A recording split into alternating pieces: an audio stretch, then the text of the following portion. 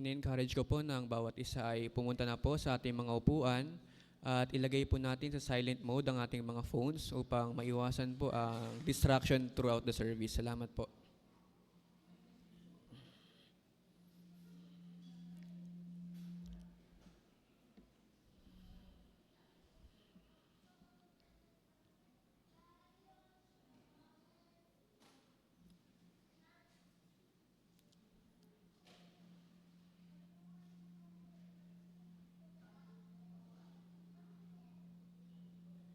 A blessed morning, people of God. As the psalmist says in Psalm chapter 29, verse 2, give honor to the Lord for the glory of his name. Worship the Lord in the splendor of his holiness. All of creation is honoring God today. Let's rejoice, let's give thanks, and let's give our loudest clap of praise to his majesty, the King of heaven.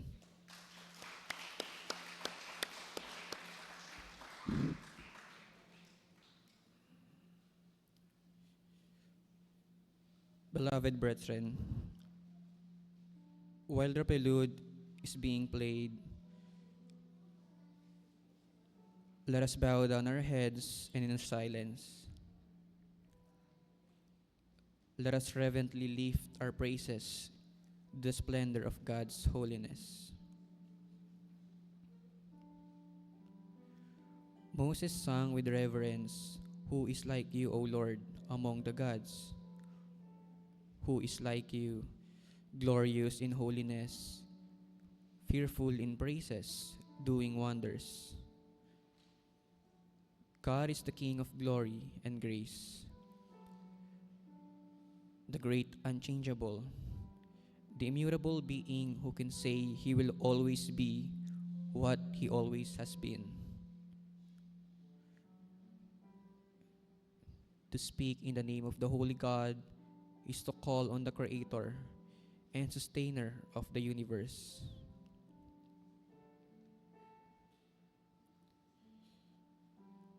In every way possible, let us honor and protect God's holy name when we are speaking of Him or addressing Him in faith. May we always give glory to our awesome, holy, and mighty God. He and His name are perfect, and in reverence and humility, let us bow down and worship Him in spirit and in truth.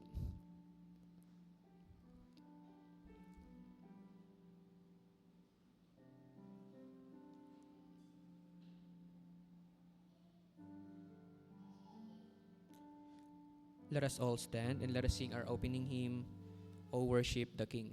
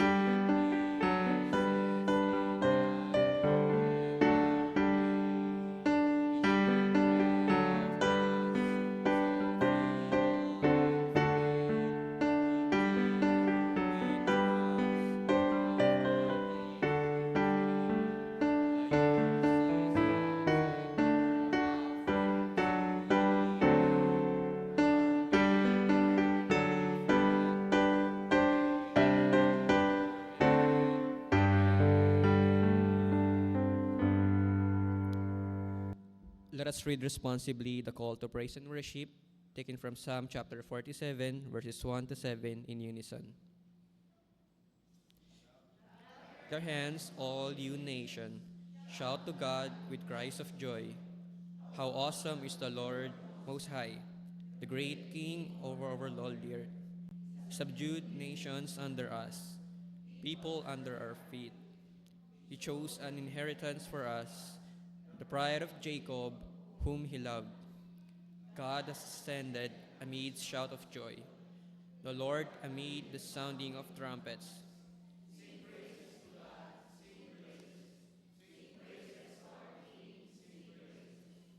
For God is the King of all the earth. Sing to him psalm of praise. Let us pray.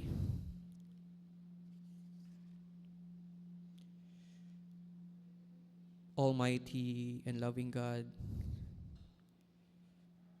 the greatness, the power, the glory, the victory and majesty, everything on heaven and on earth is yours. You are the source of all things, and we lift our voices to praise and worship you today. We are grateful for the countless blessings you have bestowed upon us, both seen and unseen. You have showered us with your grace and mercy, guiding us through the valleys. Thank you for the beauty of the world around us, the vibrant colors of sunrise, the gentle whisper of the wind, and the symphony of nature that sings your praise. Your creation is a testament of your boundless creativity and boundless love. We express our deepest gratitude for the love you have shown us through Jesus Christ, our Savior. Through his sacrifice, we have reconciled to you and received the gift of eternal life. We are humbled by your immeasurable love and unmerited favor you have shown us. We give thanks for the provision of our daily needs, the food on our tables, the shelter that protects us, the clothes on our backs. You have provided for us abundantly, even in times of scarcity. And we acknowledge that all we have comes from you. Teach us to be good steward of your blessing, using them to bless others and bring glory to your name. We are grateful for the guidance of your Holy Spirit, who leads us on the paths of righteousness. Your Spirit convicts us, comforts us, and empowers us to live according to your will. Thank you for the transforming work you are doing in our lives, molding us into the vessel of your love and instrument of your peace. As the psalmist says in Psalm 51 verse 1, "Have mercy on me, O God, according to your unfailing love. According to your great compassion, blot out my transgressions." We recognize that we have fallen short of your standards. We have sinned in thought, word, and deed, both knowingly and unknowingly. We repent of our selfishness, anger, jealousy, and pride. We ask for your healing and restoration in the lives of those we have done wrong, the times we have neglected to do what is right and failed to extend a helping hand to those in need. We repent of our apathy, indifference, and lack of compassion. Fill our hearts with your love and teach us to be vessels of your grace and mercy in a broken world. Heavenly Father, grant us the strength and courage to turn away from our sins and to walk in righteousness. Fill us with your Holy Spirit that we may be transformed from the inside out. help us to resist temptation and to live lives that bring honor and glory to your name. We offer this prayer of adoration and thanksgiving to you, knowing that our words can never fully express the depth of our gratitude. May our lives be continuous act of worship, reflecting your love and grace to the world around us. We surrender ourselves to your purpose and seek to bring honor and glory to your name in all that we do. In the name of Jesus, our Lord and Savior. Amen and amen. Patuloy po nating alalahanin ang mga katuruan ng ating pananampalatayang Kristiyano na ipinaliliwanag sa atin ng Katesismong Heidelberg. Basahin po natin ang sagutan ng mga tanong at mga sagot tungkol sa anak ng Diyos, araw ng Panginoon, ika-19. Tanong: bakit sumusunod ang mga salitang at nakaluklok sa kanang kamay ng Diyos amang makapangyarihan? Sagot: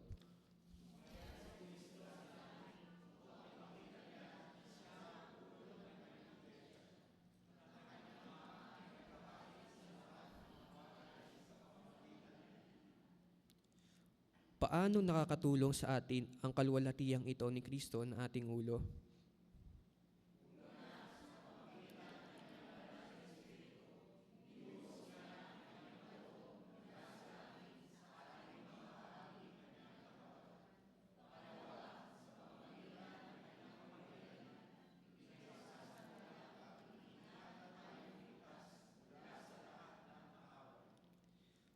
Paano makakaaliw sa iyo ang muling pagbabalik ni Kristo upang hatulan ng mga buhay at mga patay?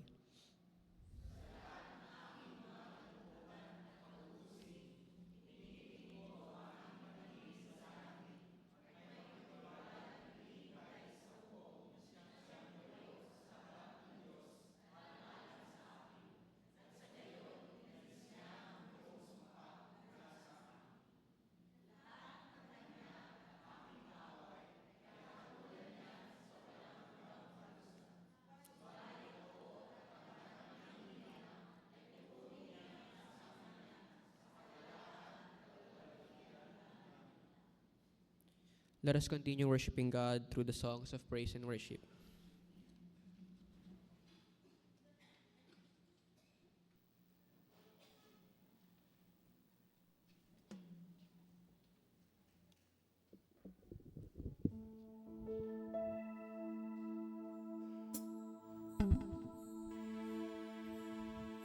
Good morning, brothers and sisters in Christ, CCCN Church. Our God is an awesome God.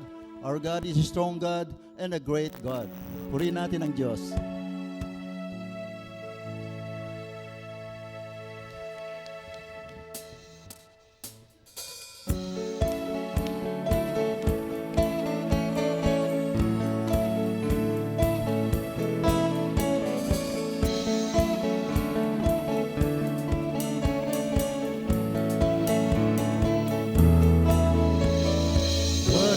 Turn to wine, open the eyes of the blind. There's no one like you, none like you.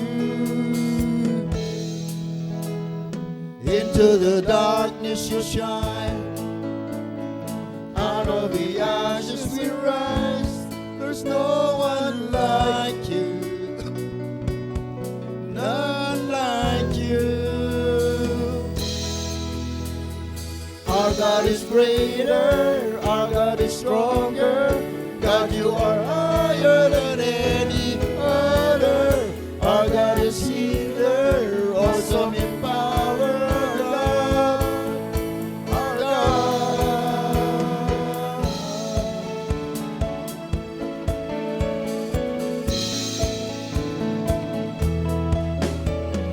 Into the darkness you shine, out of the ashes you rise. There's no one like you,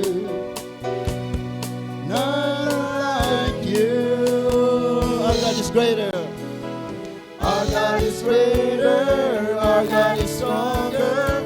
God, you are higher than any other. Our God is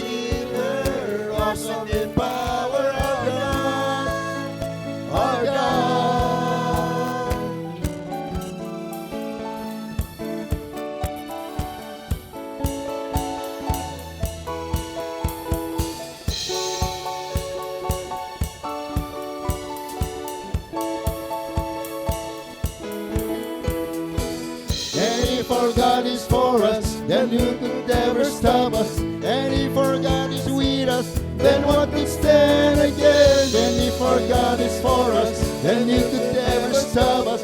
And if our God is with us, then what could stand against?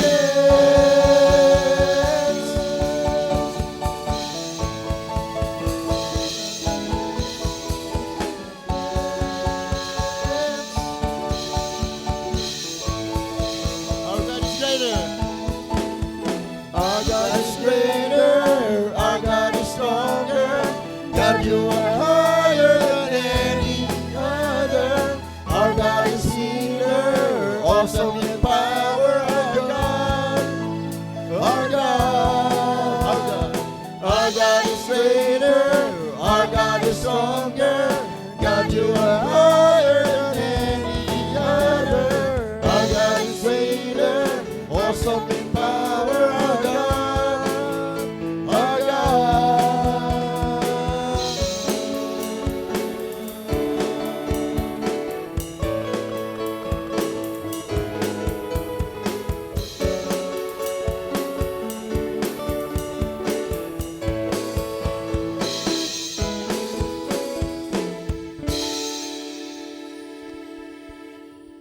How great is our God? Sing with me, how great is our God? And all we see, how great is our God? How great? One more time. How great is our God? Sing with me, how great is our God? And all will see how great is our God.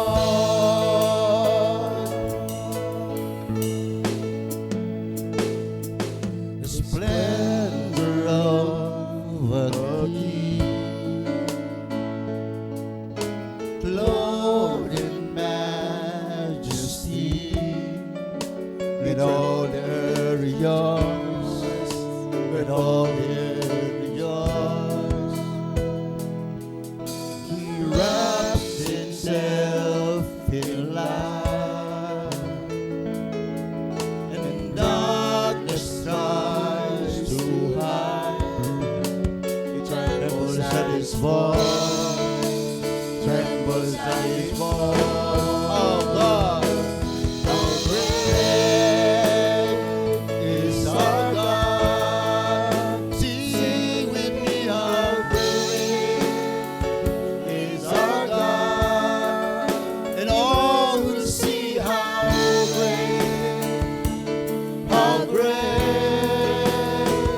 is our God.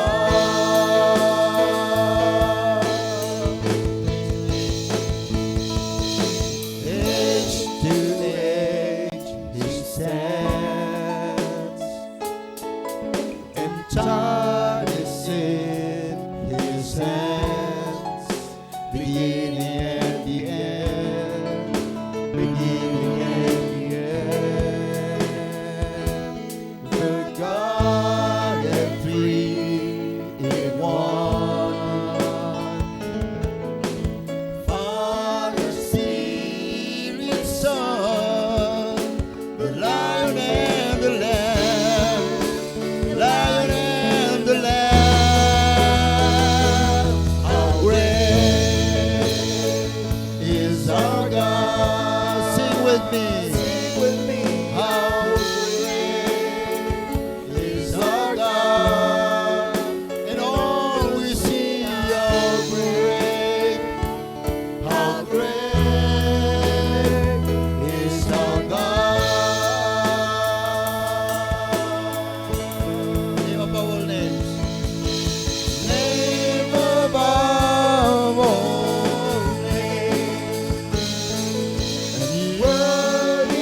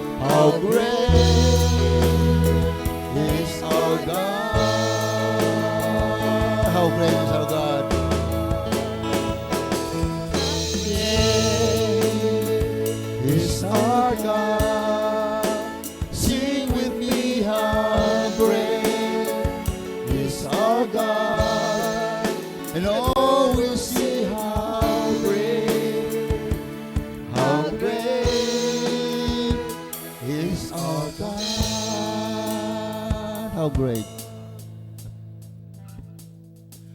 How great is our God. Sing with me, how great is our God. And all will see how great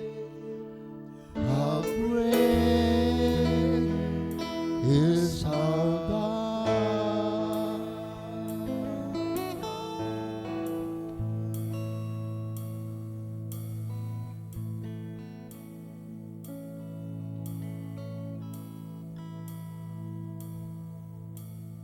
Thousand generations falling in worship to sing the song of ages to the Lamb. All of God before us, and all who will believe will sing the song of ages to the Lamb. Your name is the highest, your name is the greatest, your name stands above them all.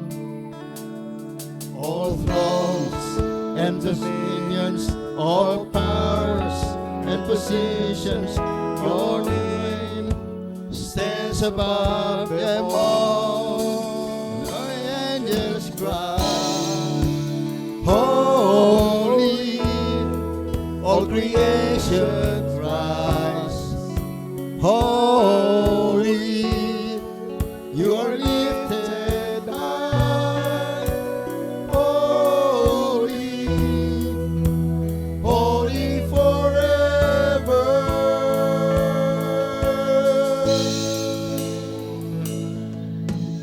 If you've been forgiven, if you've been redeemed, sing the song forever to the Lamb. And if you walk in freedom, and if you bear His name, we'll sing the song forever to the Lamb. We'll sing the song. We'll sing the song forever and ever. And the angels cry, holy, all creation cries, holy, you are lifted high, holy, holy forever. Your people cry, holy, to the King of Kings. Holy, you will always be. Holy, holy forever. Your name is the highest. Your name is the greatest. Your name stands above them all. Your throne and dominions, all powers and positions, your name stands above all names. And the angels cry, holy, all creation cries, holy, you are lifted high, holy, holy forever. Hear your people sing.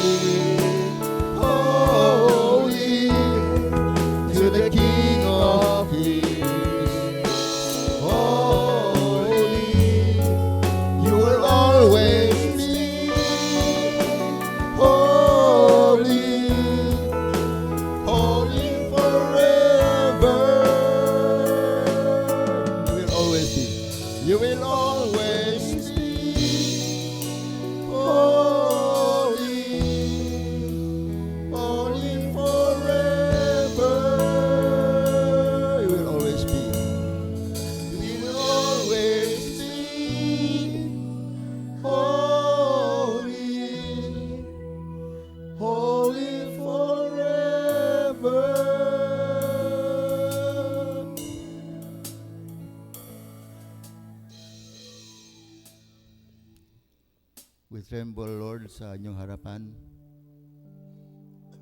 acknowledging your greatness and holiness.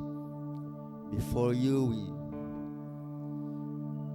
papakumbaba po kami, Panginoon, sa inyo sa oras na ito, knowing, Panginoon, you're a great God, at wala kaming ay pagmamalaki sa inyo, Panginoon, kundi ang biyaya, Panginoon, ninyo, na siyang dahilan kung kaya't kami makakalapit sa inyo, makakalapit sa isang Diyos na banal.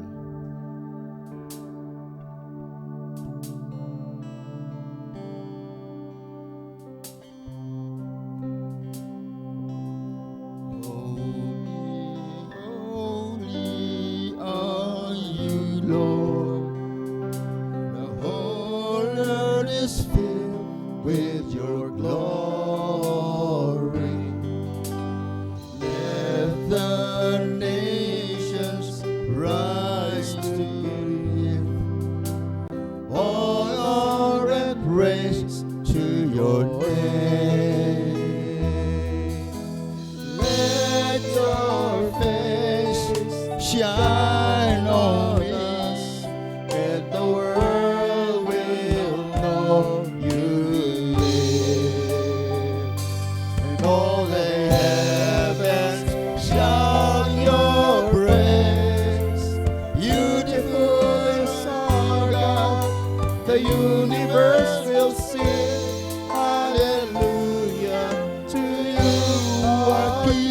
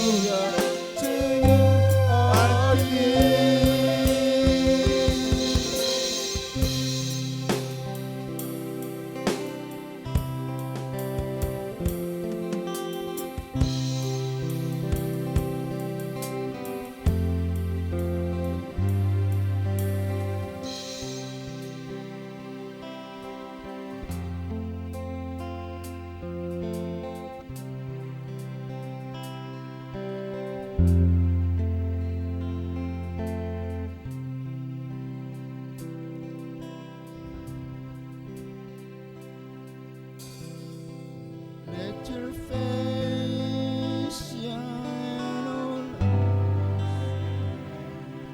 that the world will know you live. And all the heavens shout your praise. Beautiful is our God, the universe will sing. Hallelujah to you, our King. All the heavens shout your praise. Beautiful is our God, the universe will sing. Hallelujah to you, our King. Hallelujah to you, our King. Hallelujah to you, our King.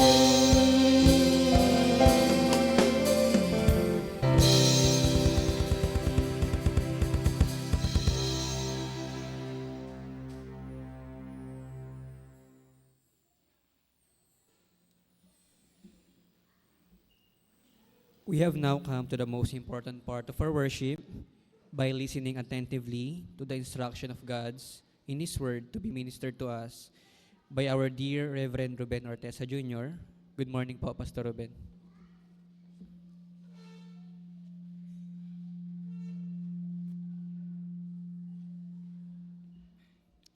Morning po sa inyong lahat.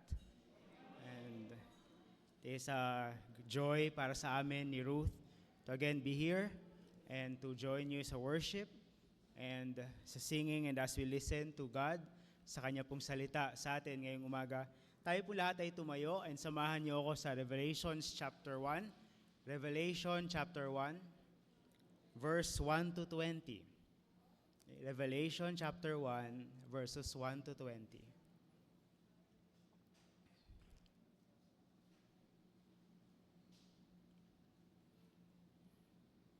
Okay, so sa verse 1, the revelation of Jesus Christ, which God gave him to show to his servants the things that must soon take place. He made it known by sending his angel to his servant John, who bore witness to the word of God and to the testimony of Jesus Christ, even to all that he saw. Blessed is the one who reads aloud the words of this prophecy, and blessed are those who hear and who keep what is written in it, for the time is near. John, to the 7 churches that are in Asia, grace to you and peace from him who is and who was and who is to come, and from the 7 spirits who are before his throne, and from Jesus Christ, the faithful witness, the firstborn of the dead and the ruler of kings on earth. To him who loves us and has freed us from our sins by his blood, made us a kingdom, priests to his God and Father. To him be glory and dominion forever and ever. Amen. Behold, he is coming with the clouds, and every eye will see him, even those who pierced him, and all tribes of the earth will wail on account of him. Even so, Amen. I am the Alpha and the Omega, says the Lord God, who is and who was and who is to come, the Almighty. I, John, your brother and partner in the tribulation and the kingdom and the patient endurance that are in Jesus, was on the island called Patmos, on account of the word of God and the testimony of Jesus. I was in the Spirit on the Lord's day, and I heard behind me a loud voice like a trumpet, saying, Write what you see in a book, and send it to the 7 churches, to Ephesus and to Smyrna, to Pergamum and to Thyatira, and to Sardis and to Philadelphia, and to Laodicea. Then I turned to see the voice that was speaking to me, and on turning I saw 7 golden lampstands. And in the midst of the lampstands, one like a son of man, clothed with a long robe and with a golden sash around his chest. The hairs on his head were white, like white wool, like snow. His eyes were like a flame of fire. His feet were like burnished bronze refined in a furnace. And his voice was like the roar of many waters. In his right hand he held 7 stars. From his mouth came a sharp 2-edged sword, and his face was like the sun shining in full strength. When I saw him, I fell at his feet as though dead. But he laid his right hand on me, saying, Fear not, I am the first and the last, and the living one. I died, and behold, I am alive forevermore, and I have the keys of death and Hades. Write therefore the things that you have seen, those that are, and those that are to take place after this. As for the mystery of the 7 stars that you saw in my right hand, and the 7 golden lampstands, the 7 stars are the angels of the 7 churches, and the 7 lampstands are the 7 churches. Praise God for His word. Tayo po'y manalangin. Aming Panginoon Diyos, we thank you, O Lord Father, for your word. We thank you, O Lord, for grace and this opportunity, Panginoon, sama-sama magpuri at sama-sama makinig sa iyong salita. Lord, we pray, kayo po ang mangusap at magturo at mag-encourage sa amin. Salamat po sa pangalan ni Jesus. Amen. Amen. Tayo po ay makakaupo na.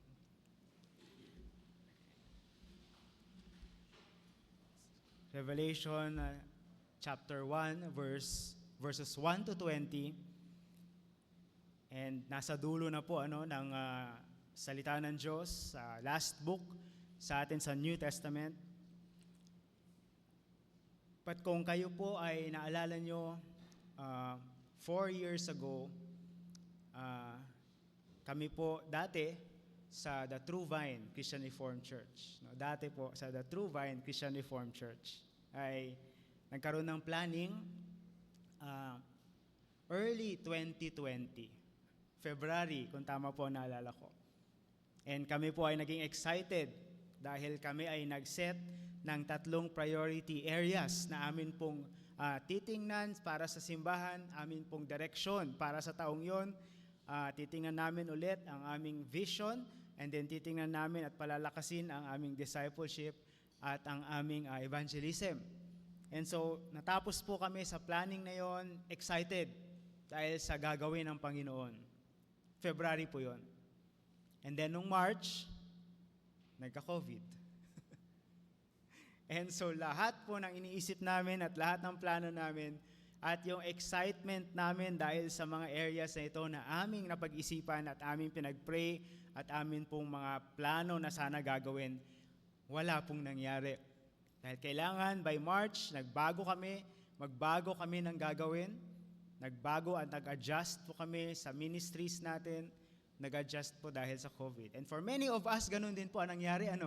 May mga plano tayo for 2020, 2021, 2022. May mga plano tayo for 2023. Pero dahil noong 2021, nung March, nagka-COVID sa bansa, lahat nasira at nabago. Nalala ko po, ang isa sa elder namin, sabi niya, siguro mga ilang buwan lang naman to, di ba, Pastor? So adjust lang tayo ng konti sa online worship service, then sa ilang mga buwan, babalik na tayo sa face-to-face. Kaya lang, hindi namin in-expect na ito ay taon-taon. Ano po? No? 3 years. And hanggang ngayon, may mga konting effects pa rin. But sometimes, iniisip po natin and we wish na sana nalaman na natin before. May plano tayo and then sana, Lord, Panginoon, sana alam namin by March may COVID para makaplano kami ng maayos, di ba? May mga bagay naman na makikita natin, mapag-aaralan natin na most likely ito yung mangyayari. May mga activities tayo na alam natin pagdating ng May, Mother's Day, June, Father's Day, December, Christmas. So mapaplano po natin yun. Pero when biglang may mga events na nangyayari, may mga pahintulot ang Panginoon na mangyari sa ating buhay, yung mga plano po natin nasisira, yung mga plano natin kailangan mag-adjust. And ngayon po, as last Sunday ng inyong quarter, ng first quarter po ninyo, at tinitingnan niyo po nung first quarter is you preparing for the future, no? And ayon sa salita ng Diyos, according to Scripture. And as you remember po lahat ng mga messages and sermons at lahat na sinabi ng Panginoon Diyos, the last few Sundays, itong 3 months na ito, gusto ko pong iiwan sa inyo itong perspective sa Revelations, kahit sa Revelation chapter 1. Title natin, of course, ngayon is yung confidence natin sa Lord. Confidence in the Lord who rules, the Lord who is King over all, the Almighty God, from beginning to end. No? Yung confidence po dahil alam natin ito ang ating Panginoon Diyos. So ito po yung Book of Revelation. Ito po, ang Book of Revelation ay sinulat ni John sa panahon po ito ng Roman Empire. And yung emperor ay tinuturing na Diyos at dinedemand niya na siya ay worship ng lahat. At sa Roman Empire, no, sinasabi nila sila ang nagdadala ng peace at prosperity at blessing. At so kung gusto mo ng peace, prosperity at blessing at gusto mo maayos ang buhay mo, worship mo yung emperor, sumunod ka sa Rome. No? And so dahan-dahan, lumalakas ang Rome. Pag ikaw ay part o nasakop na Roman Empire, may pressure at may persecution na sumunod. At may pressure and persecution na mag-worship. So ito ay time ng pressure and persecution sa mga mananampalataya, sa mga churches, sa mga simbahan na nandoon. At mahirap mamuhay para sa Panginoong Jesus. Mahirap na sumunod sa salita ng Diyos. Dahil ang perspective ng mundo ay sumunod sa Roman Empire. Kaya may concern dito, ano yung mangyayari sa atin? Susunod tayo sa Panginoon? Mahihirapan tayo. Susunod ba tayo sa Roman Empire? Ano ang mangyayari sa atin sa susunod na araw? Paano yung bukas, no? Sa ilalim ng Roman Empire? Hindi nila alam kung ano mangyayari. And challenging din. Gaya nila, ngayon, challenging din ang buhay natin. May mga pressure din, di ba po?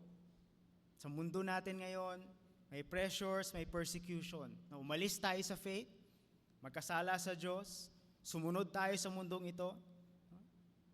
And then kahit magplano tayo, pagkokontra tayo sa mundong ito, hindi natin alam ano ang pwedeng mangyari. Hindi natin alam ano ang mangyayari sa atin bukas. Hindi lang dahil may persecution, pero may maraming problema. Maraming problema sa mundo. Nagpaplano tayo, paano bukas? Paano kung biglang meron na namang virus? Paano tayo magkakaroon ngayon? No? After lahat ng pinag-usapan natin and ready tayong harapin yung mga challenges, yung mga obstacles na meron. Pero paano tayo magkakaroon ng confidence and assurance and strength and peace sa harap ng hirap ng buhay at ng faith ngayon? Matuloy yung plano, okay. Pero kung hindi matuloy yung plano, sa harap ng mga obstacles natin, paano kung hindi tayo nagwagi at hindi tayo nakaahon doon sa mga obstacles na yun? Saan yung confidence natin? Kahit tayo ay bagsak. So ito yung Revelation chapter 1 verse 1 to 20 at makikilala lang natin dito ulit ang Panginoon Diyos. At makikita natin dito sa Kanya lang tayo may confidence. Dahil Siya ang tunay na Diyos. No? Siya ang Diyos na naghahari. And so pag tinignan natin talaga in details itong Revelation chapter 1, ang dami nating pwedeng sabihin at abutin tayo hanggang mamayang hapon. So generally, 3 lang ang areas ang gusto kong i-share. And number 1, dito sa passage natin, makikita natin, He is the Lord. He gives His blessing. No? He gives blessing. Hindi po siya Diyos na hiwalay sa ating buhay. Hindi po siya Diyos na nakaupo lang sa langit at walang pakialam sa atin. Dahil po sa verse 1 to 3, sa simula po ng passage natin, ito yung prologue or yung introduction dito sa libro ng Revelation. Makikita po natin sa verses 1 to 3, kung ano bang libro itong Revelation sa mga interesado po sa ganun. Ano pong genre ito? Ano bang type ng literature ito? No, sa salita ng Diyos o sa ancient writings. Ito ang writing, ang salita ng Diyos, ito ay apocalyptic literature or revelation doon sa verse 1. But ito rin ay prophecy or prophetic literature, sabi sa verse 3. Mamaya nasa verse 3. No? But mamaya din makikita natin sa verse 4, ito din ay sulat or epistle. Tatlong klaseng genre. No? But dito, makikita natin sa verses 1 and 2, pinakita at pinaalam ito kay John. No? Binigay kay John ang revelation, ang prophecy at isulat niya itong letter na ito, binigay kay John para ipaalam sa mga mananampalataya, ipaalam sa mga lingkod ng Diyos, ipaalam sa mga servants ng Diyos. Ito pong revelation ay para malaman natin, no? Para matuto po tayo. Then, sabi dyan sa verse 1, ipaalam sa atin ang mga bagay na darating pa, yung future, the things that must soon take place. No? Gusto natin ito para pag plano tayo, alam natin ano yung mangyayari sa future. Makakatulong ito. But hindi lang sa future, dahil pag tumalon tayo sa verse 19, and tingnan niyo po yung verse 19, at ito again ay ipaalam at isulat ni John dahil yung mga ipinakita sa kanya ay tungkol din sa present. No? Those that are, ito ngayon. No? And yung mangyayari sa future, those that are to take place. Kaya ito masasabi natin sa Revelation, binigay ng Diyos kay John at ipaalam sa atin, ito ay ang reality ngayon at ito ang reality bukas. Revelation and prophecy tungkol ngayon sa present at tungkol sa future. No? We can imagine na ito ay parang binuksan ang kortina at pinapakita ng Diyos ano ang katotohanan ngayon at sa future. But in verse 3, mababasa po natin, bakit binigay ito ng Panginoon? Ito ay para magbigay ng blessing. Para kung sino po ang magbasa aloud nito, ay maging blessed. At sa time po nila, pag dumating yung sulat sa simbahan, may tatayo sa harap yung kanilang reader o yung leader nila, gaya sa atin, yung presider natin, at babasahin niya yung sulat. So babasahin aloud sa kanilang fellowship, sa kanilang pagtitipon. So yun doon sa verse 3 ay magiging blessed yung nagbasa. But again, sa verse 3, blessed din yung mga makikinig, those who hear. At gaya po sa atin, tayo kasama sa congregation, yung nakikinig, yun yung blessing ng Lord. Tayo ay nakikinig. Lahat ng kasama sa makikinig sa message. But pangatlo din, blessed are those who keep what is written.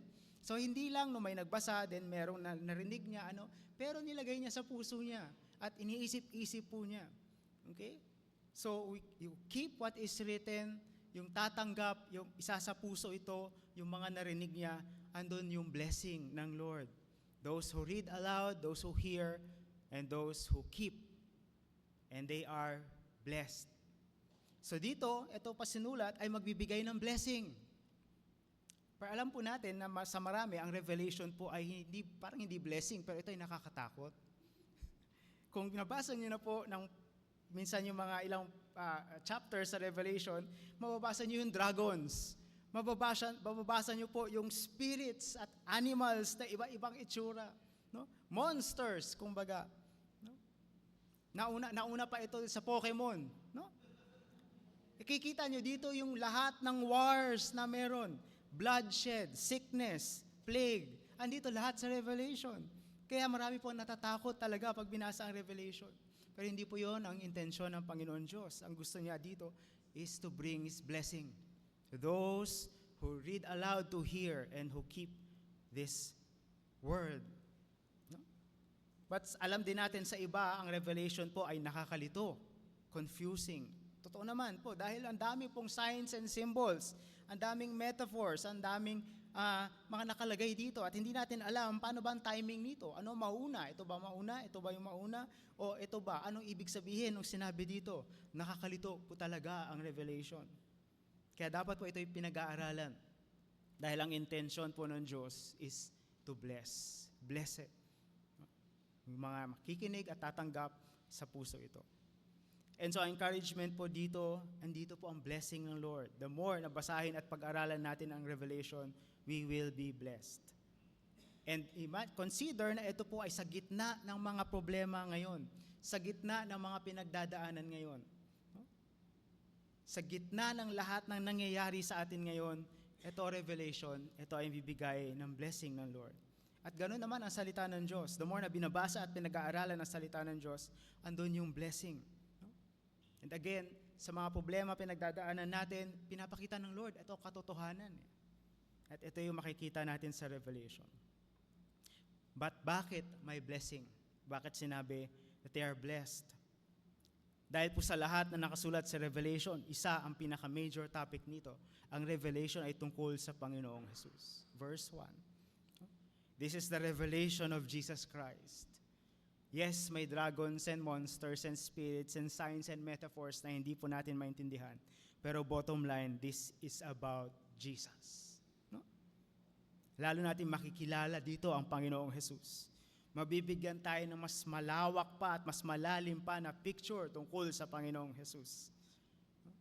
Lalong pinapakita sa atin, ito ang iyong Diyos at tagapagligtas. Dito mapapalakas ang ating faith. Kailangan natin yon sa gitna ng mga problema. At habang nagpaplano tayo at nag-a-adjust tayo sa mga plano natin, at pag hindi mangyari yung mga plano natin, kaya makita natin, ito ang ating Panginoon. And so we are blessed dahil lalo natin nakikilala ang Panginoong Jesus, napapalakas ang ating faith, napapalakas tayo.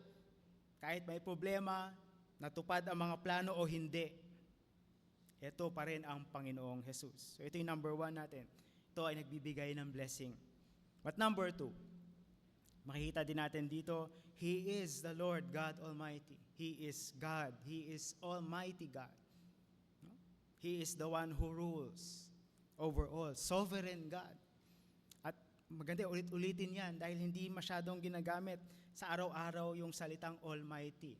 Parang yung salitang makapangyarihan, hindi rin makapangyarihan na yung salita. No? Parang napakasimple na lang ng mga salitang yun. But sa verse 4, sinulat ito ni John sa 7 churches. At kailangan, tingnan niyo po yung greeting ni John sa verse 4. And again, ito na yung format ng sulat ng epistle. Sa verse 4, ang greeting ni John, kailangan ng mga simbahan noon at ng mga mananampalataya noon, grace and peace. Grace and peace. Gaya ng mga sulat ni Pablo, grace and peace. But note, saan galing yung grace and peace and sino ang nagdala ng grace and peace. At bakit mahalaga yun? Kasi depende yun sa tao kung sino ba yung nagbigay sa'yo, totoo ba yung kanyang binigay? Kaya ba niyang gawin yun? Tayo po kung nag-i-interview tayo para sa trabaho, inaalam sa atin, kaya mo ba to? Alam mo ba to? Ano yung mga pinagdaanan or pinag-aralan mo? Kung tayo po ay uutang tayo, syempre, doon sa may kaya. Hindi po tayo hihiram ng pera doon sa mga alam naman natin, wala rin namang kakayahan na magpahiram sa atin. And so sabi dito, grace and peace, kanino galing po itong grace and peace na ito? But makikita po natin sagana at mayaman at makabuluhan itong grace and peace dahil ito ay galing sa Panginoon Diyos. At tingnan po natin yung mga nakasulat dito tungkol sa ating Panginoon. Yung una po, A, and again, may mga pagsasama-samahin lang po tayo. He is the triune God, the Holy Trinity, Father, the Son, and the Spirit. Sa verse 4 to 5, makikita po natin yun. God the Father, who is, who was, and who is to come. And then nandyan po ang God the Holy Spirit, yung nakasulat po, yung 7 spirits who are before His throne, and nandyan po, God the Son, or ang Panginoong Jesus. And sa Kanya galing, sa Holy Trinity galing ang grace and peace. Na mas naintindihan natin ang the Father at kilala natin ang Panginoong Jesus, but bakit ang sinulat ni John ay 7 spirits? 7 po ba ang Holy Spirit? Alam ko po hindi. Kasi Trinity po sila, hindi naman po sila 10, pero 3 lang sila na ang ating Diyos. Pero sa Revelation, ginagamit po yung number 7 para sabihin pong complete or whole or full. Kabuuan, lubos, perfect. Hindi po ito literal na bilang na 7 talaga. Maaari na ang nakita nakita ni John ay 7. Pero hindi ibig sabihin na 7 ang Holy Spirit. 7 sila, hindi. Pero ito ay symbolic. Hindi siya literal na 7 ang Holy Spirit. Pero it seems dito, sinulat ni John para sabihin na ito yung lubos na presensya ng Holy Spirit. Nandito siya. Buong buo. Ang Father, the Holy Spirit is here. And then, Jesus Christ. Okay. At makikita natin na dito sa Kanya ang grace and peace ay galing sa Holy Trinity. The Father, the Son, and the Holy Spirit. Gaya ng pagkilos sa creation, gaya ng pagligtas sa atin sa kasalanan, andito ang grace and peace galing sa Panginoon Diyos. 3 in 1. And so ito ngayon yung grace and peace para sa atin lahat. At totoong grace and peace. But next, at mag-move on tayo sa letter B, makikita din natin, He is the eternal God. The eternal God. Now, verse 4, ang Panginoon Diyos, tunay na Diyos, sabi dyan, ngayon, who is, and noon, who was, at bukas, at pabalik siya, at sa bukas, siya pa rin.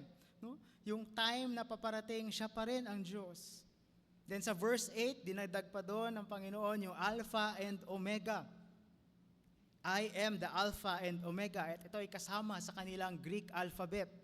Kung sinabi nila yung Alpha, yung first letter nila, yung Omega, yung last letter. Ginagamit po natin yan. For example, pag sinabi natin, yung mga tao sa simbahan, iba't ibang klase pong mga ugali, from A to Z. A to Z, lahat yan makikita natin sa simbahan. Ganun din sinabi dito, the Alpha and the Omega is the Lord Jesus Christ. Is the Lord. The Panginoon Diyos, ang first and last, ang beginning at end. At so lahat yan sa gitna ay ang Panginoon. So makapangyarihan sa lahat. Noon, ngayon at bukas. Kaya mula sa simula, for all eternity, at hanggang nung time nila dyan, at time natin ngayon, at bukas, and forever, Siya pa rin ang Diyos. And so siya ay Diyos eternal, God eternal. No? Hindi po siya magbabago. Siya po ay tapat magpakailanman. Okay. But bakit may confidence and assurance dito kahit ang mga plano natin ay hindi mangyari? Si comfort kahit mas masakit ang nangyari sa atin. Kasi nasa kamay ng Diyos na hindi nagbabago. Diyos na makapangyarihan noon ngayon. Diyos pa rin makapangyarihan bukas. Kung hindi po nangyari ang mga plano, masakit po ang nangyari. Trust in God. But see, He is the Savior and King. Dahil sa passage natin, maraming verses dito ang tungkol sa Panginoong Jesus. Makikita natin dito yung ginawa niya sa cross, makikita natin yung death and resurrection niya, makikita natin yung paghahari niya, no, sa lahat. So sa verse 5, dumating ang Panginoong Jesus para ipakita sa lahat kung sino ang Diyos. Siya ang faithful witness, no? Siya ang saksi, tapat siya sa Diyos, para makita natin sino ang Diyos, ano yung mga bagay ng Diyos, no? Para matutunan natin ano yung truth ng Diyos, makita natin yung grace ng Diyos sa atin, di ba? Ang Panginoong Jesus, dala niya ay truth and grace. Ang Panginoong Jesus, pinapakita niya ano yung ginagawa ng Diyos Ama. No? So, ang witness, ang faithful witness sa Diyos ay ang Panginoong Jesus. Then sa verse 5 din, makikita natin siya ang unang nabuhay mula sa buhay, no, na ay nagkaroon ng buhay na walang hanggan. Unang may resurrection. Unang may resurrection na hindi mamamatay ulit. Kasi if you remember, unang namatay si Lazarus at binuhay siya ni Jesus. No? Pero si Lazarus, pagdating din ng panahon, namatay ulit siya. But as sinasabi dito, the firstborn of the dead ay si Jesus dahil nung nag-resurrect siya at malapit ng Easter Sunday, nung nabuhay siya muli, hindi na siya namatay. And siya pa rin ay buhay. At makikita natin later, sabi doon, I am the living one. No? And so siya yung unang nabuhay, unang may resurrection. And then makikita natin yung cross sa verse 5. No? Namatay si Jesus sa cross at nandyan yung pagligtas sa ating kasalanan dahil nabuhos ang kanyang dugo. At nandyan din yung love niya sa atin. Kaya ginawa niya iyon sa cross. Romans 5 verse 8. And so makikita natin about kung sino ba ang Panginoong Jesus at ano ang ginawa niya para sa atin. And then kung tatalon tayo sa verse 17 and 18, magkasama dito sinabi ng Panginoon, siya ang first and last, sabi niya doon. Siya din ay namatay pero nabuhay muli. And yon yung living one. At siya pa ang alive forevermore. Kung hindi pa tayo satisfied sa living one, sabi po, siya pa ay buhay magpakailanman. At kung hindi pa tayo kontento doon po sa sinabing namatay siya na buhay, siya pa ang living one, siya pa ang alive forevermore. At kita niyo po parang dagdag ng descriptions dito tungkol sa ating Panginoong Jesus. Pero hindi pa yon. Sabi pa dito, hawak niya ang susi sa kamatayan. The keys of death and Hades. No? That death and hell, ang makapangyarihan over death is Jesus Christ. And nandito yung confidence again para sa atin. Kasi paano kung may nangyari at tayo ay namatay? Hindi ko po alam kung kayo na po ay kumuha ng insurance or accident insurance. No? At ano yung kasama doon? Or meron na po bang ano yung pag-ililibing? Diba? Yung memorial plan. No? Naalala ko po yung tatay ko noon, kukuha yung nanay ko ng memorial plan para kay tatay, ayaw pag-usapan ni tatay. Pero kumuha pa rin si mami ng memorial plan. So nung namatay si daddy, meron kaming paglalagyan. No? Pero paano kung may nangyari at tayo yung mamatay? And dito sa mga nabasa natin, nasa kamay tayo ng Panginoong Jesus. Tinubos tayo sa cross, tinubos tayo, namatay siya, yung dugo niya sa atin, then nabuhay siya muli. Jesus Christ, the resurrection and the life. And then hawak siya at makapangyarihan pa siya over death. No? And then, and more pa sa verse 5, Jesus is the King of Kings. Sabi sa verse 5, sa dulo ng verse 5. Siya nagahari sa lahat ng hari sa mundo. Sa lahat ng presidents at prime ministers, lahat po ng governments at kingdoms, ang Diyos ang mas makapangyarihan. No? Siya ang naghahari sa lahat. No? Sa lahat ng power sa mundo, ang Panginoong Jesus ang pinaka-powerful. And so saan ang confidence natin kahit kalaban natin ang buong mundo? Na kay Jesus. Then sa verse 6, tinan niyo po ang identity and purpose natin. Ginawa tayong kingdom and priests. Kingdom and priests. No? The King of Kings, ginawa tayo at sinama sa kanyang kingdom. Then tayo ay priest para maglingkod. Niligtas tayo sa Panginoong Jesus. Binigyan ng identity, binigyan ng purpose. Okay? At ito po ang Panginoon. Ito po ang kumilos, nagligtas. Siya pong nagkahari sa lahat. But letter D, He is the coming judge and the returning king. Verse 7, babalik siya. Babalik ang Panginoong Jesus. Makikita siya ng lahat. Kahit lahat nung nagpako sa kanya sa cross, lahat ng tribes sa mundo, lahat ng lahi sa mundo, makikita siya. And then nasabi sa verse 7, sila iiyak. No? Iiyak pagdating ng Panginoon. Now ang iba ay iiyak dahil sa galak. Dahil bumalik na ang tagapagligtas at hari at ito na ang judge. Iiyak sa galak, sa tuwa, sa relief. Dahil ito na ang lubos na kaligtasan at ito na ang justice para sa atin. Totoo nang mangyayari na ang ating pag-asa. No? So iiyak sa galak at kasama tayo na iiyak sa galak. Pero ang iba ay iiyak dahil takot. Dahil ito na ang hari at ito na ang judge. At hindi sila sumunod at hindi nila kinilala ang hari at judge. At pagbalik ng Panginoong Jesus, huli na ang lahat. No? At ang tatanggapin nila ay hatol, parusa at kamatayan. Ito na ang judge. Balik na ang judge sa buong mundo. Ito sa pagbalik ng Panginoong Jesus, nasaan yung ating confidence natin? Nasaan yung ating pagtiwala at pag-asa sa Panginoon? Mani pinagpipray natin ang justice sa mundong ito and concern tayo sa mga nangyayari sa mundong ito na hindi maganda at maraming napahirapan. At tuloy-tuloy pa rin ang wars and killing at marami pang injustice.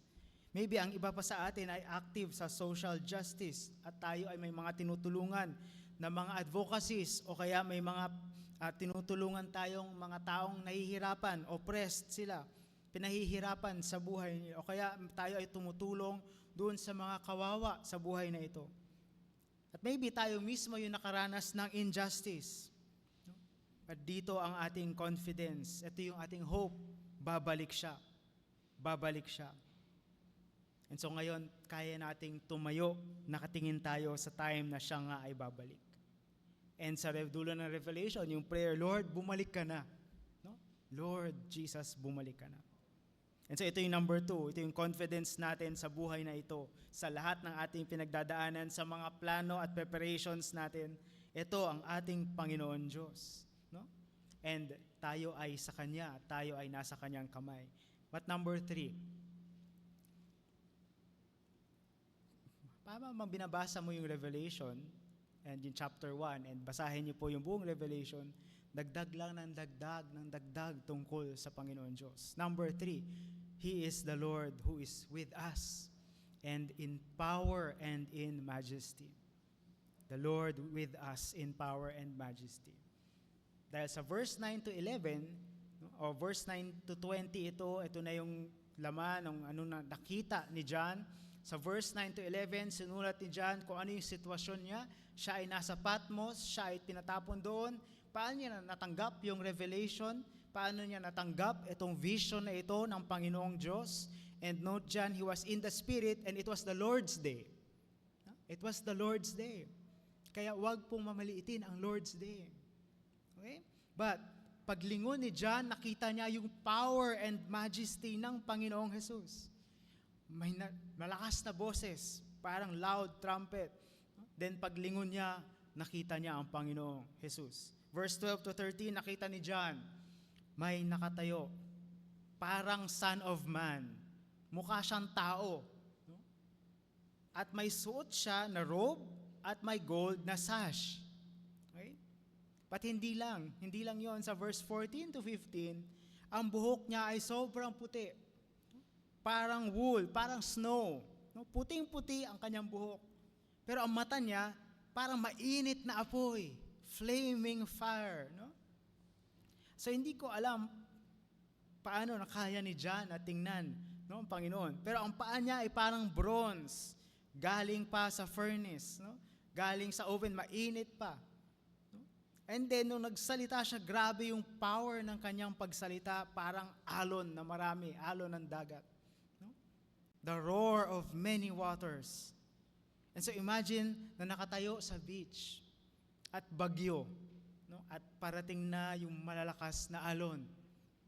And dito nagsalita ang Panginoon at talagang nag-wash out yung salita ng Diyos kay John. Verse 16, galing sa bibig niya, matalas na two-edged sword. Parehong sides ng sword, matalas. Mukha ay sobrang liwanag at init gaya ng araw. Araw in full strength. Alam po natin yung araw in full strength, di ba? Ngayon po na mainit na at mas magiging mainit pa daw. Araw ng summer natin, sobrang liwanag, sobrang mainit. But pagsamahin nyo po yung picture at kung gusto nyo, balikan nyo later, try nyo po, i-drawing nyo po. Ano ba nakita ni John? I-drawing nyo po at kulayan nyo at try nyo pagsamahin ito. Dahil ang nakita po ni John ay power and majesty. No? Ang nakita po ni John ay fierce and powerful God. Panginoong Jesus. Sa description, ito yung power at majesty ng Panginoon. Ito ay overwhelming. Kaya nga sabi ni John sa verse 7, natakot siya, parang namatay na lang siya. Bumagsak siya, at siya parang namatay. Verse 17, di ba? Dahil nakita niya ito. Ito ang Panginoon na may hawak sa atin. Ito ang Panginoon na nagligtas sa atin. Ito ang Panginoon na naghahari. And so remember verse 3, bakit sabi doon, blessed tayo. Blessed tayo dahil ito ang ating Panginoon. At sa ngayon at bukas at sa mga plano at problema, ito ang Panginoon natin. Then ano pa, nakita ni John na hawak ng Panginoong Jesus. Sabi niya, verse 16, nakita niya hawak ng Panginoon ay 7 stars. No? 7 stars. Then sa verse 20, yung stars na yun ay yung angels na nasa churches, yung angels na nasa simbahan. 7 stars are the angels of the 7 churches. Yung 7 churches na sabi dyan, sige, magsulat ka dyan sa 7 churches na yan. Na yung salitang angel ay messenger, no? Sa original na salita. At sa Bible, may dalawang paggamit dito ng messenger or ng angel. Ginamit ito para sa mga heavenly messengers na angels, gaya ni Angel Gabriel nang bumisita siya kay Mary. For example, sa Luke chapter 1 verse 26, angel, messenger, parehong salita ang ginamit.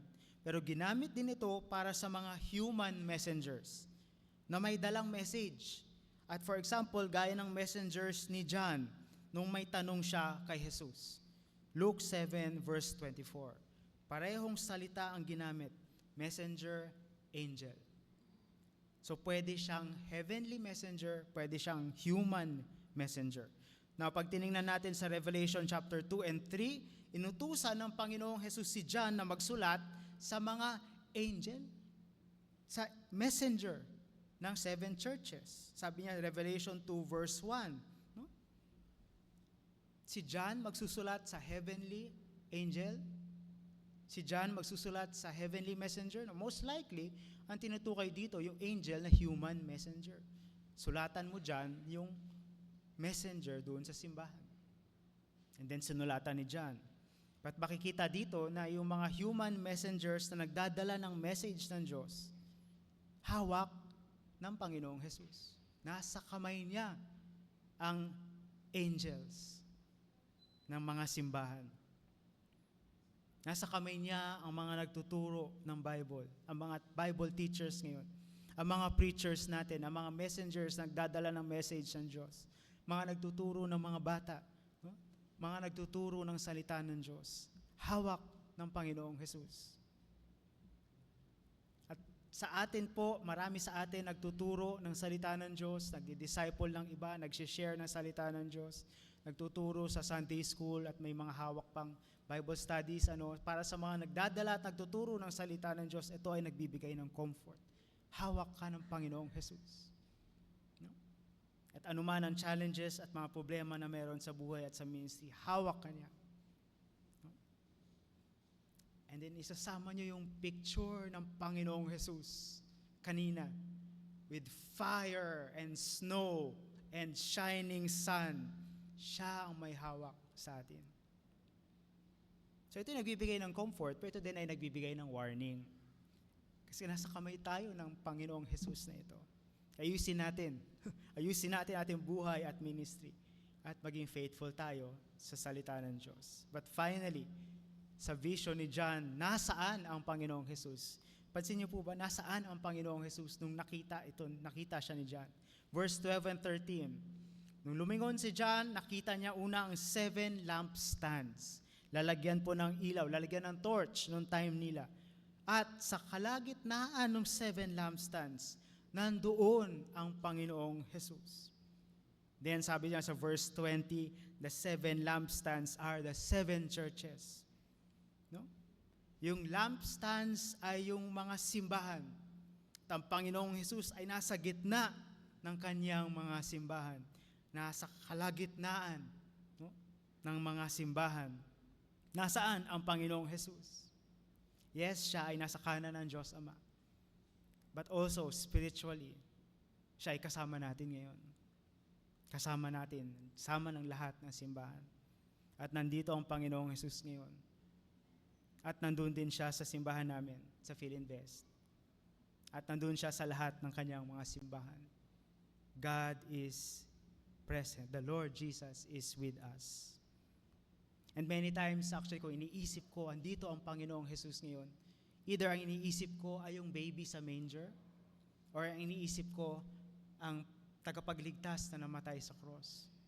Patinan niyo po yung perspective sa Revelation. Ang nandito ngayon, with white hair and flaming eyes, sun shining yung face niya, yung salita niya parang alon. No? Powerful and majestic Panginoong Jesus ang nandito ngayon. Hindi siya maliit na Diyos. Kasama natin ang tunay na Panginoon. Nandito ang Panginoong Jesus ngayon. Kaya sa verse 19, Jesus is here in power and majesty. And again, sa verse 3, babalikan po natin. Sabi kanina, blessed. Marinig dito at makikita at maiisip, nandito ang Panginoong Jesus. Kasama natin, tayo ay blessed. Andito sa ating mga simbahan, sama natin ang Panginoong Jesus. Ano ang plans ng ating simbahan? May mga challenges at problema pa. Ano po ba yung mga plano nyo, first quarter, nangyari at hindi nangyari? Or ano yung mga concerns na lumabas? Be confident dahil kasama natin ang Panginoong Jesus in power and in majesty. Hawak niya tayo.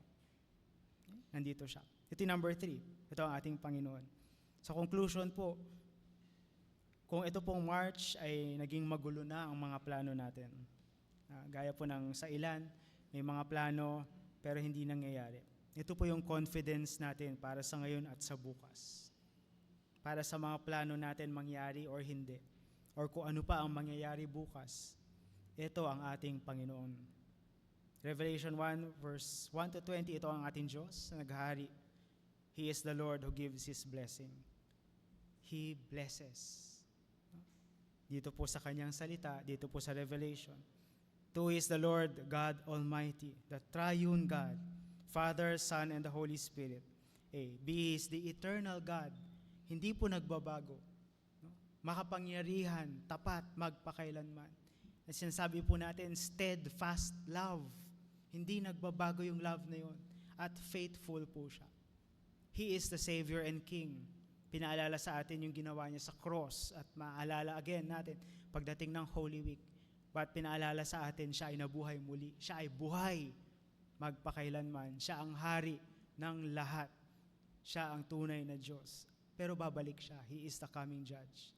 At may comfort sa atin sa naghihintay ng justice and comfort and hope Pero may warning din sa mga ayaw pa rin magsisi. And 3, He is the Lord. He is here in power and majesty. Hindi po maliit na Diyos.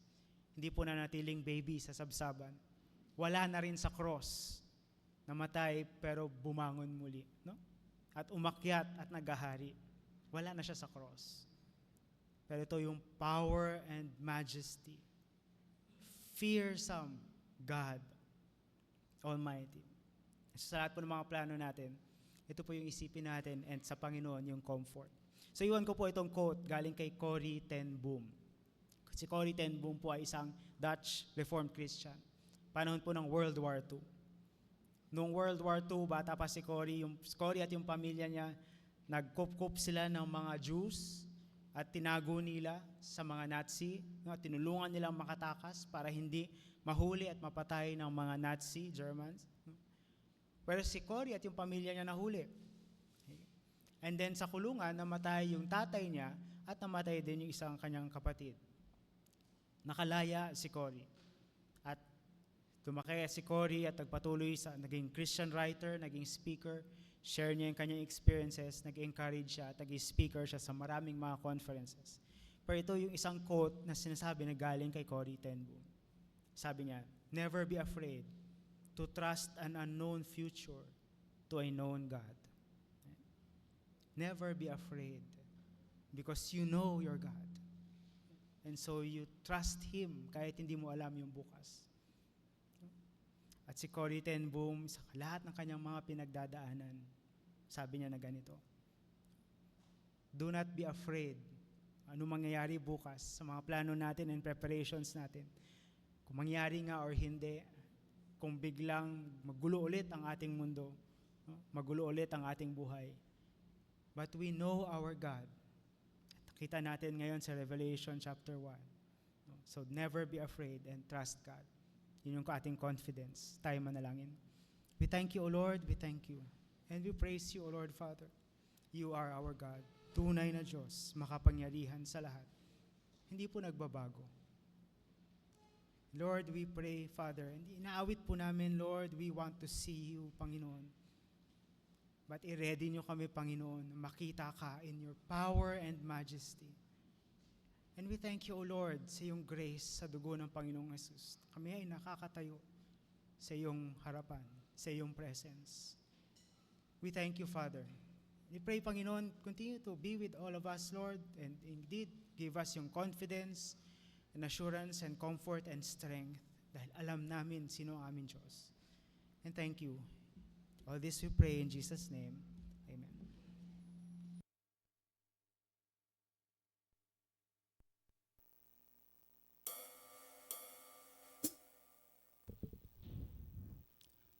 Our God is a holy God, and He lives forever.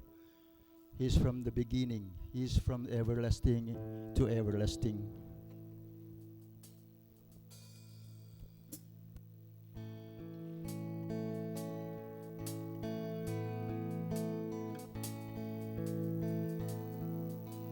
Thousand generations falling down in worship to sing the song of ages to the Lamb.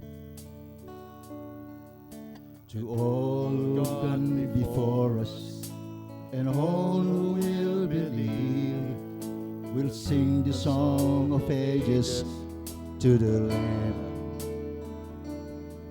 Your name is the highest, your name is the greatest, your name stands above them all. All thrones and dominions, all powers and positions, your name stands above them all. And the angels cry, holy, all creation cries, holy, you are lifted high, holy, holy forever.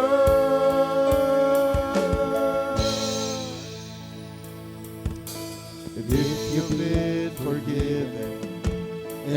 you've been redeemed. Sing the song forever to the Lamb. If you walk in freedom, and if you bear His name, we sing the song forever to the Lamb. We'll sing the song forever and amen. Angels rise, holy, all creation's cry, holy, you are lifted high, holy, holy forever. Hear your people sing, holy, to the King of Kings, holy, you will always be holy, holy forever.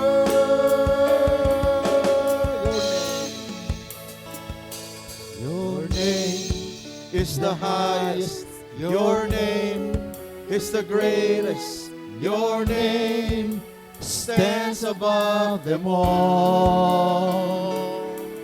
All thrones and dominions, all powers and positions, your name stands above them all. And the angels cry, holy, all creation's cry, holy, you are lifted high, holy, holy forever.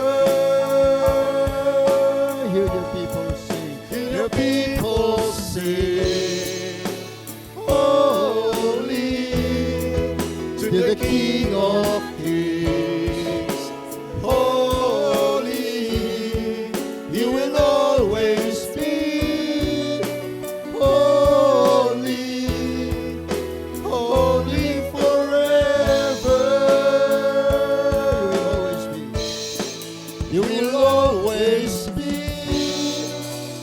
holy, holy forever. You will always be holy, holy forever.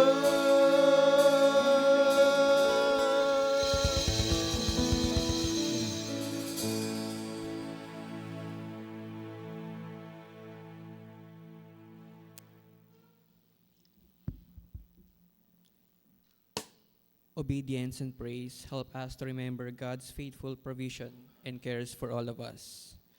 Let us not forget to thank Him for all the work that He has done in our lives by bringing our tithes and offerings for the enlargement for His kingdom on earth. And the Apostle Paul advised Timothy to encourage his congregation to display a radical generosity. According to 1 Timothy chapter 6, verse 18, it says that, command them to do good, to be rich in good deeds, and to be generous and willing to share. May I call on the collectors of our tithes and offering?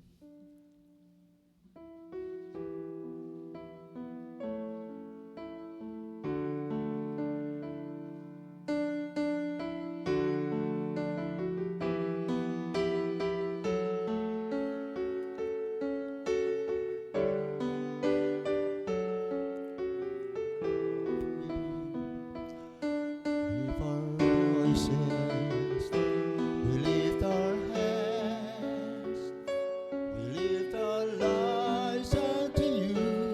We are an offering.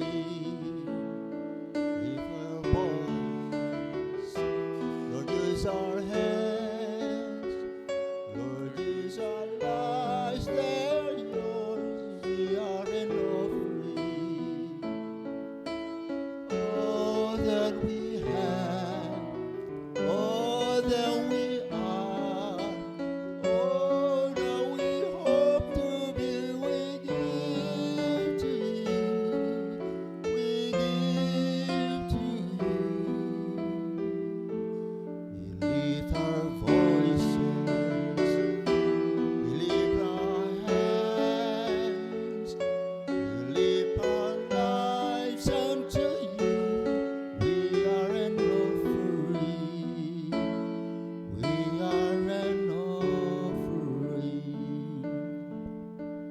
pong iikot ang ating mga collectors para po sa ating missions offering.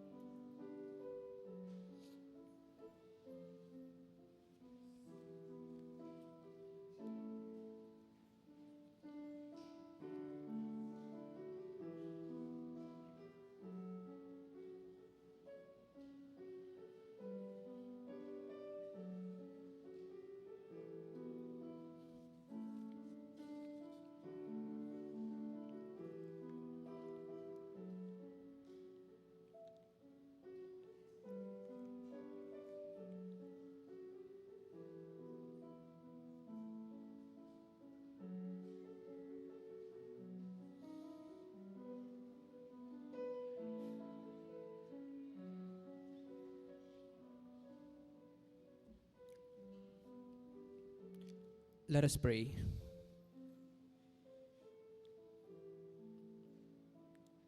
Heavenly Father, we recognize that you are the owner of all things, and we are merely stewards of the resources you have entrusted to us. You have blessed us with jobs and opportunities, and we thank you for the ability to work and earn a living. We acknowledge that every financial blessings we receive is a result of your grace and faithfulness. Today, as we give our tithes to your word, we honor you by setting aside a portion of our income to support the work of your kingdom. We acknowledge that all we have belongs to you, and we trust that you will use our tithes to further your purpose and spread your love to those in need. In addition to our tithes, we also bring our mission offerings before you, Lord. These gifts are expression of our love and gratitude, and we pray that you would bless and multiply them for your glory. May they be used to support ministries, help the poor and needy, and bring comfort to the brokenhearted. We ask that you would guide us in our giving, that we may be sensitive to the leading of your Spirit and give cheerfully and generously. We offer this prayer in the name of Jesus, our Savior and Provider. Amen and amen. Let us all stand.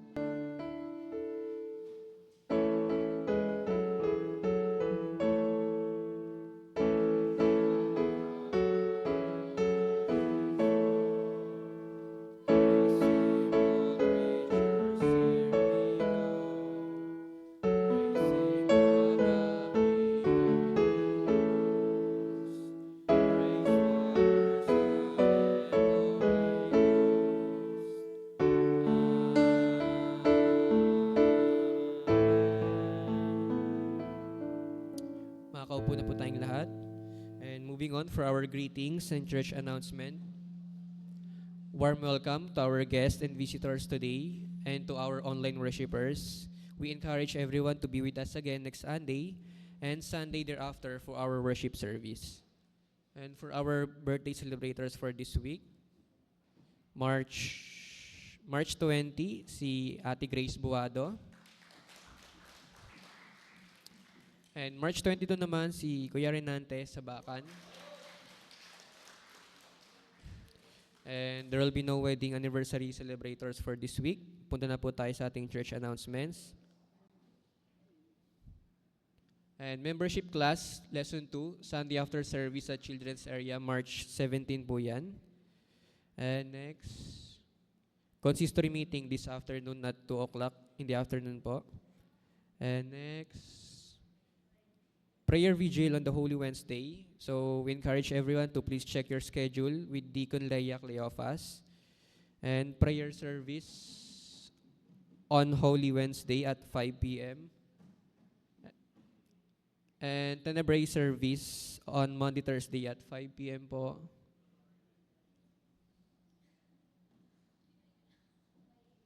And YA event, the purpose-driven adulting. So March 28 po yan. Thursday at 10 a.m. to 2 p.m. po. YA event venue, ang venue po natin is sa True Shepherd CRC or formerly known as TTV or TSF. So confirm your attendance today po kay Kuya Elder Carlo. So kung wala na pong further announcements, sige Ash, go.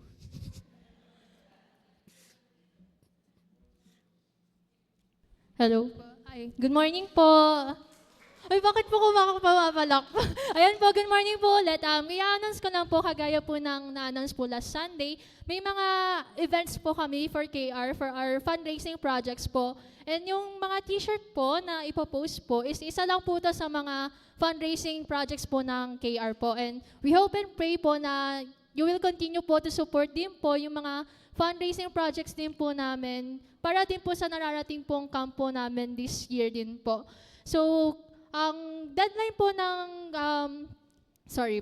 ang deadline po ng pag-order or pre-order po ng t-shirt natin is until next Sunday na lang po, March 24. So, ini-encourage ko din po kayo na bumili din po kasi po ito pong ilalabas po namin t-shirt is parang limited edition na po siya. So, ngayon nyo lang po siya mabibili and hindi nyo na po siya mabibili sa mga susunod pa po. So, sorry na, kinabahan. So, yan, may mga iba't iba po kaming nilabas po na design and color dito po sa mga t-shirt po na ipa-fundraise po namin. And you can also check our page on Facebook po at KRCMMN Official po. And sa pagbayad po, dahil nga po pre-order system po, pwede po kayo mag-approach sa mga KR leaders po natin. Ako po, or next Sunday si Arjo po, and si Christine or Kathleen Cleofas po. And inuulit ko lang po, pre-order system po tayo. So payment first po, and pwede po kayo magbayad through GCash, or yung kung money po in cash, pag-add po ng 5 pesos po. So yun lang po, thank you so much po. So kung wala na pong further announcement, tinatawag ko na po si Pastor Ruben for the closing prayer and benediction.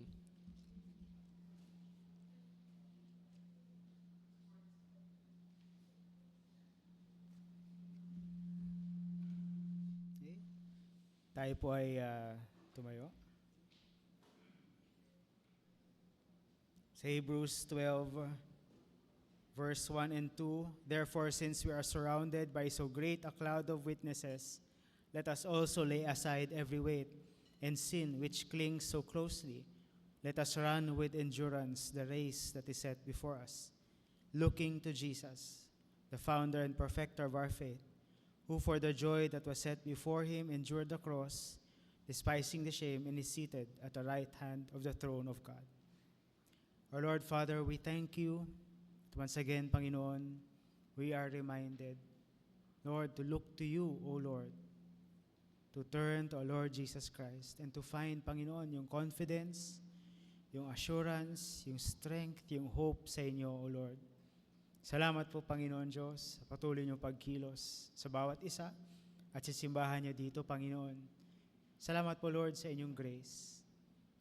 Panginoon, dalangin po namin, Lord, lahat ng mga ministries and activities sa linggong ito, mga prayer meetings, especially, Father, yung activities pagdating po ng Holy Week. We ask, Father, gamitin niyo po ito, Panginoon, para lalong matatag ang aming faith, lalo po kaming tumingin sa iyo. Gamitin rin, Panginoon, para makilala pa kayo ng iba at lumapit sa iyo at sumampalataya sa iyo. At Panginoon, we pray, Father, be with us, Lord, sa lahat po ng aming mga gagawin at pagdadaanan this week. Father, we pray for strength, for your wisdom and guidance. We pray, Panginoon, and we give thanks para, Lord, sa mga mag-celebrate ng kanila pong kaarawan. Dalangin po namin yung blessing sa kanila.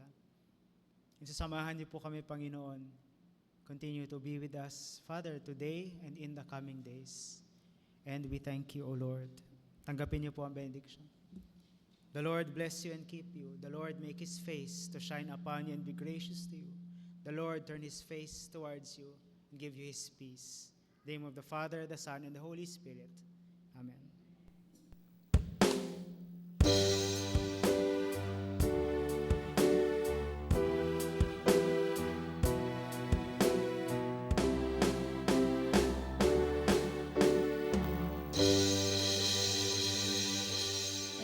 morning po ulit. Muli po nating awitan ng ating Panginoong Hesus sa huling pagkakataon.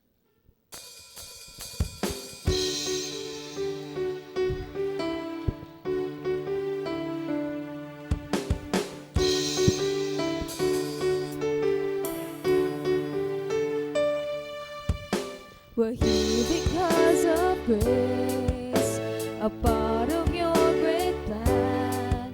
We have come to seek your face, not the wonders of your hands.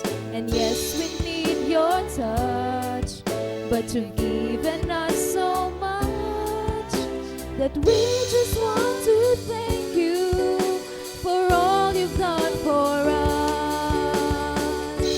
Bless your name, King of kings and Lord of lords. Come to give you praise. You are the one that we adore. Oh Lord, cleanse us with fire and fill us with desire for your courts, for your presence in our lives.